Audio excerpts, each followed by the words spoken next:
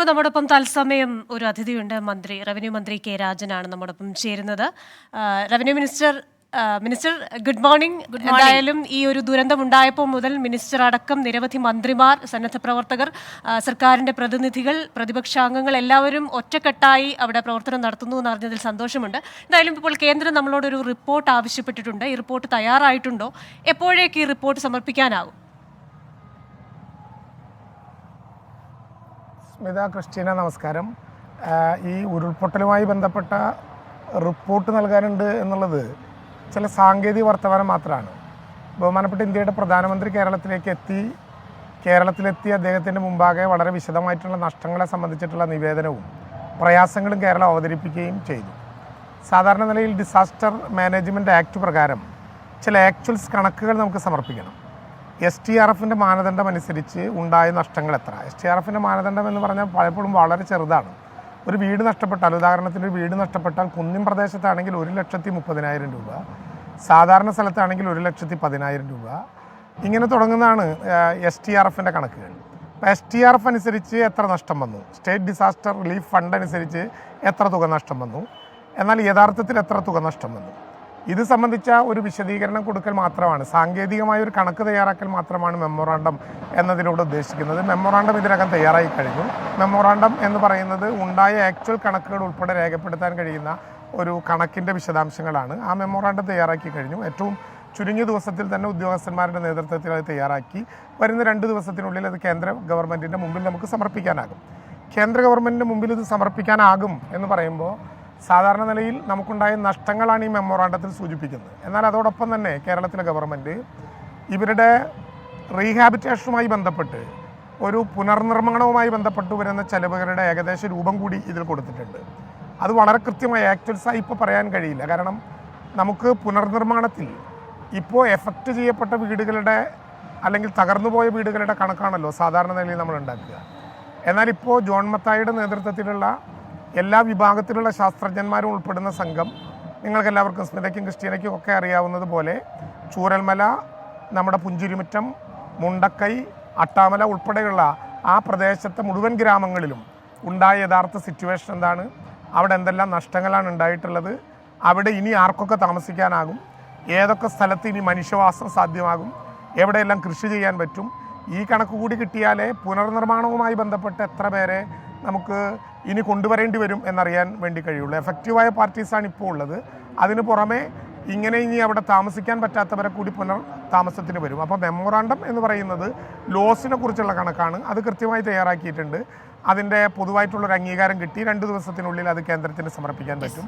ഇവിടെ നമുക്ക് പ്രധാനമായിട്ടും വേണ്ടത് L3യിൽ പെടുത്തി ഡിസാസ്റ്റർ ഇൻ സീവിയർ നാച്ചർ എന്ന വിഭാഗത്തിലേക്ക് ഈ ദുരന്തത്തെ പെടുത്താൻ പറ്റണം. 2 ഡിസാസ്റ്റർ മാനേജ്മെൻറ്റിൻ്റെ 12ാം വകുപ്പ് പ്രകാരം ഇവിടെയുള്ള കർഷകരുടെ കടങ്ങൾ മരവിപ്പിക്കാനും പുതിയ കടങ്ങൾ എഴുതിത്തള്ളാനുമുള്ള സാമ്പത്തിക സൗകര്യം വേണം.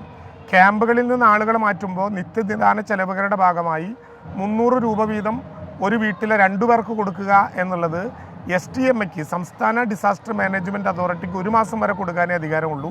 അത് 3 മാസത്തേക്ക് നൽകണം. ഇങ്ങനെ കേരളം ചില സമീപനങ്ങളെക്കുറിച്ച് കേന്ദ്രത്തിനോട് പറഞ്ഞിട്ടുണ്ട്. അതിൽ കൂടി ഒരു ഉത്തരം കിട്ടിയാലേ ഈ പ്രശ്നത്തിൽ നമുക്ക് കൂട്ടായി പോകാൻ പറ്റൂ. സ്മിതയും ക്രിസ്റ്റീനയും ഇന്നലെ നമ്മുടെ വയനാട്ടിലെ ലേഖകൻ കൂടിയായിട്ടുള്ള സുർജിത്ത് അദ്ദേഹത്തിൻ്റെ ദുരന്താനുഭവങ്ങളിൽ വെച്ച് എഴുതിയിട്ടുള്ള ഒരു കുറിപ്പ് വായിച്ചിട്ടുണ്ടാകും എന്ന് ഞാൻ പ്രതീക്ഷിക്കുന്നു. ആ കുറിപ്പ് വയനാട്ടിൽ ചൂരൽമലയിൽ ഇപ്പോഴുണ്ടായ ദുരന്തങ്ങളുടെ ഒരു നേർക്കാഴ്ചയാണ്. 29-ാം തീയതി രാവിലെ 24-ന് വേണ്ടി റിപ്പോർട്ട് ചെയ്യാൻ ബാണാസുരയിൽ നിന്ന് ആരംഭിച്ച് കഴിഞ്ഞ കുറേ ദിവസങ്ങളായി ഞങ്ങളുടെ കൂട്ടത്തിൽ കണ്ട എല്ലാ അനുഭവങ്ങളും 24ൻ്റെ വയനാട്ടിലെ ലേഖകനായിട്ടുള്ള സുർജിത്ത് അക്കമിട്ട് വിവരിക്കുന്നുണ്ട്. കണ്ണീരോടെ അല്ലാതെ ഒരു മനുഷ്യന് കാണാൻ പറ്റാത്ത വിധത്തിലുള്ള ദുരന്തമാണ് ഉണ്ടായിട്ടുള്ളത്.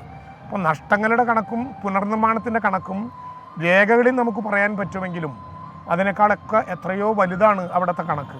വെള്ളാർമലയിലെ സ്കൂളിനെക്കുറിച്ച്, അവിടുത്തെ കച്ചവടക്കാരെക്കുറിച്ച്, മുണ്ടക്കയിലും പുഞ്ചിരിമറ്റത്തും അട്ടാമലയിലും 29-ാം തീയതി രാത്രി ഏറെ വൈകി സുർജിത്ത് പിരിയുമ്പോൾ ഉണ്ടായ ബന്ധു സുഹൃത്തുക്കളെക്കുറിച്ച്, അവരെ കാണാതില്ലാത്തതിനെക്കുറിച്ചൊക്കെ സുർജിത്ത് വളരെ കൃത്യതയോടുകൂടി ആ കാര്യം വിവരിക്കുന്നുണ്ട്.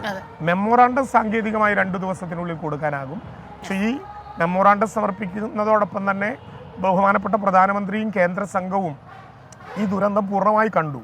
ഇന്ത്യയിൽ ഒരിടത്തും സമീപ ഭൂതകാലത്തില്ലാതിരുന്ന ഈ ദുരന്തത്തെ സമ്പൂർണ്ണമായി പുനരധിവസിപ്പിക്കാനും നഷ്ടമുണ്ടായവർക്ക് നഷ്ടപ്പെട്ടത് തിരിച്ചു കൊടുക്കാൻ കഴിഞ്ഞില്ലെങ്കിലും ആ നഷ്ടമില്ലായിരുന്നെങ്കിൽ ഞങ്ങൾ എങ്ങനെ ജീവിക്കുമായിരുന്നു എന്ന് തോന്നാതിരിക്കാൻ കഴിയും വിധത്തിലുള്ള ഒരു പുനർനിർമ്മാണത്തിനു കൂടി കേന്ദ്ര ഗവൺമെന്റിന്റെ സഹായം ഞങ്ങൾ പ്രതീക്ഷിക്കുന്നുണ്ട്. ആ പ്രതീക്ഷയാണ് കേന്ദ്ര ഗവൺമെന്റിന്റെ ഉള്ളൊരു കാര്യം.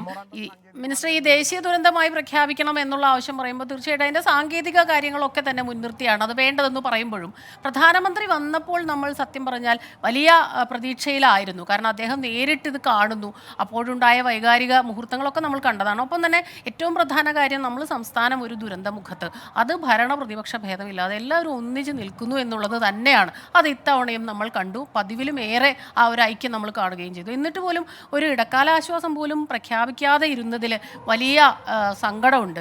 എന്തുകൊണ്ടായിരിക്കും അതെന്നാണ് മിനിസ്റ്ററുടെ ഒരു വിലയിരുത്തൽ? അല്ല, ഞാൻ പറഞ്ഞല്ലോ, ഇപ്പോൾ ഞങ്ങൾ കേരള ഗവൺമെൻറ് അങ്ങനെ ഒരു തർക്കത്തിന് പോകാൻ ഉദ്ദേശിക്കുന്നില്ല. നിങ്ങൾ പറഞ്ഞതാണ് ഏറ്റവും പ്രധാനപ്പെട്ട ശരി. ഇങ്ങനൊരു ദുരന്തമുണ്ടായാൽ മലയാളത്തിന് പിന്നെ ജാതി മത രാഷ്ട്രീയ വർണ്ണവർഗ ലിംഗവ്യത്യാസമില്ല. നമ്മളെല്ലാവരും ഒരുമിച്ചാണ് നിൽക്കുന്നത്. കേന്ദ്ര ഗവൺമെൻറ്റിനോടും ഒരുമിച്ചാണ് ഈ പ്രശ്നം ആവശ്യപ്പെട്ടിട്ടുള്ളത്.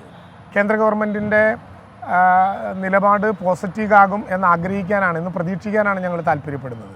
കാരണം 1979 ഗുജറാത്തിലുണ്ടായ ദുരന്തത്തിനെ സാമ്യപ്പെടുത്തി കൂടി ഞങ്ങൾ മുഖ്യമന്ത്രിയും മന്ത്രിമാരും ഇരിക്കുന്ന വേദിയിൽ അദ്ദേഹം ഞങ്ങളോട് തന്നെ നേരിട്ട് സംസാരിക്കുകയുണ്ടായി അതിൻ്റെ അനുഭവങ്ങളെക്കുറിച്ച്. സ്വാഭാവികമായിട്ടും ഇവിടെ വന്ന പിന്നെ ഉദ്യോഗസ്ഥ സംഘവും ഓരോ സ്ഥലത്തും കൊണ്ടുപോയി ഞങ്ങൾ കൃത്യതയോടുകൂടി ആ ദുരന്തത്തിൻ്റെ നേർക്കാഴ്ചകൾ കാണിച്ചിട്ടുണ്ട്. ബഹുമാനപ്പെട്ട പ്രധാനമന്ത്രിയുടെ മുമ്പിൽ 29-ാം തീയതി വൈകുന്നേരം വരെ ഉണ്ടായിരുന്ന പുഞ്ചിരിമറ്റം, മുണ്ടക്കൈ, അട്ടാമല, ചൂരൽമല, 29-ന് ശേഷം ഉണ്ടായ 30, 31 തീയതികളിലായി ഉണ്ടായ അട്ടാമല, പുഞ്ചിരിമറ്റം, മുണ്ടക്കൈ, ഇത് രണ്ടും കൃത്യതയോടുകൂടി കാണിക്കുകയും ആ ഭൂപ്രദേശങ്ങളുടെ ഉയര വ്യത്യാസം ഉൾപ്പെടെ സൂചിപ്പിക്കുകയും ചെയ്തുകൊണ്ട് തന്നെ ആകാശക്കാഴ്ചകളിലും നേർക്കാഴ്ചകളിലും പ്രധാനമന്ത്രിക്കും ഉന്നതതല ഉദ്യോഗസ്ഥ സംഘത്തിനും ഇത് മനസ്സിലാക്കിയിട്ടുണ്ടാകും എന്ന് ഞങ്ങൾ വിചാരിക്കുന്നു. ഇപ്പോൾ ഏതെങ്കിലും വിധത്തിലുള്ള ഒരു വിവാദത്തിൻ്റെ നേരമല്ല, നമ്മൾ പ്രതീക്ഷയോടെ കാത്തിരിക്കുകയാണ്. ഞാൻ പറഞ്ഞല്ലോ, എത്ര കോടി എന്നതല്ല ഇപ്പോൾ പ്രശ്നം, കോടിക്കണക്കിന് രൂപ നൽകുന്നത് ആരൊക്കെ എന്നുള്ളതല്ല ഇപ്പോൾ പ്രശ്നം. ഇപ്പോൾ ഒരു മനോഭാവത്തിൻ്റെ പ്രശ്നമാണ്. സ്മിതയ്ക്കും ക്രിസ്റ്റീനയ്ക്കും അറിയുമോ എന്നെനിക്കറിയില്ല.